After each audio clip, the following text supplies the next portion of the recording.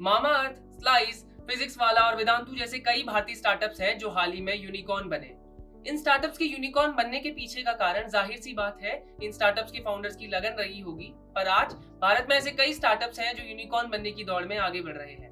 भारत सरकार ने भी इस बात को माना है कि स्टार्टअप्स नए भारत का भविष्य है।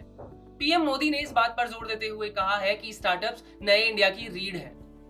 Our startups are changing the rules of the game. इसलिए मैं मानता हूं startups are going to be the backbone of new India.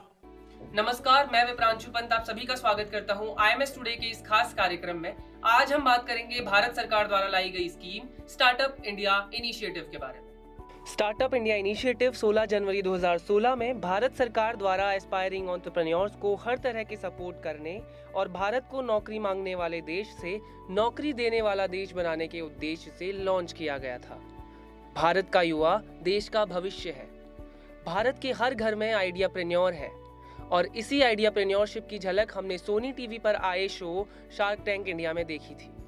आइए जानते हैं इस योजना की एलिजिबिलिटी। आपकी कंपनी एक प्राइवेट लिमिटेड या रजिस्टर्ड पार्टनरशिप फर्म होनी चाहिए। मतलब आपकी किसी भी कंपनी में रजिस्टर्ड हिस्सेदारी हो, नहीं तो आपकी किसी कंपनी में लिमिटेड लायबिलिटी पार्टनरशिप हो। दूसरा, आपकी कंपनी रजिस्ट्रेशन के दिन से 10 साल से ज्यादा पुरानी नहीं होनी चाहिए। तीसरा, आपकी कंपनी का एनुअल टर्नओवर 100 करोड़ से ऊपर इन 10 सालों में कभी भी नहीं होना चाहिए। चौथा, आपकी कंपनी किसी भी दूसरी कंपनी का स्प्लिट या रिकंस्ट्रक्टेड पार्ट नहीं होना चाहिए।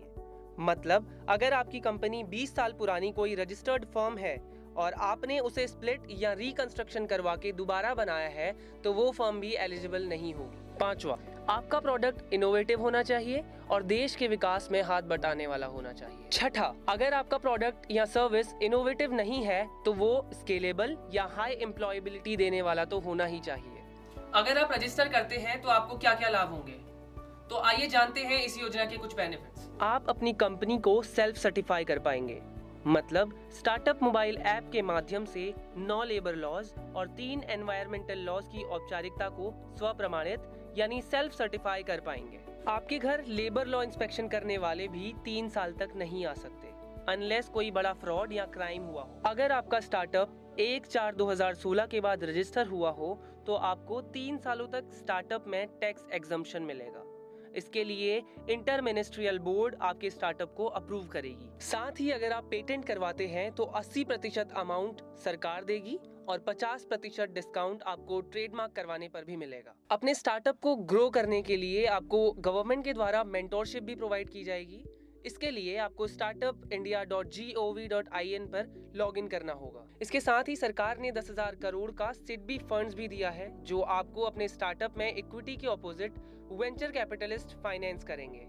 इस योजना की वजह से कई स्टार्टअप्स हैं जिनको आगे बढ़ने में मदद मिली और ऐसे कई आइडियाप्रेन्योर्स हैं जिन्होंने इस पोर्टल की मदद से अपने बिजनेस के सपने को साकार किया। आपको बता दें कि भारत में 2016 में जहां 726 के करीब स्टार्टअप्स थे, वहीं भारत सरकार के मुताबिक 2022 में ये संख्या बढ़कर 65,000 के पार पहुंच चुकी है। भारत का स्टार्टअप इकोसिस्टम आज दुनिया में अपना परचम लहरा रहा है। सरकार ने भारत को एक स्टार्टअप देश बनाने के लिए कई योजनाएं बनाई। भारत में काफी ज्यादा मात्रा में युवा अनएम्प्लॉयड है और यही सबसे गहरा कारण है कि देश में सबसे ज्यादा स्टार्टअप्स पैदा करने का पोटेंशियल है। आज के लिए बस इतना ही। आगे की अपडेट्स के लिए बने रहें आईएमएस टुडे के साथ। धन्यवाद।